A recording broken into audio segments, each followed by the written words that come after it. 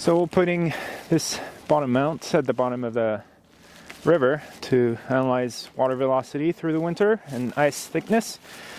And the instrument itself on top here is an acoustic Doppler current profiler, measuring the velocity in between 4 acoustic beams pointing upward. And with that, we'll be able to see how the water velocity through the winter of the river and how much it dies or how much it increases. We'll also be able to measure the ice thickness through the winter and breakup and see how deep in the water column the ice gets, which is important for our devices and our overall project.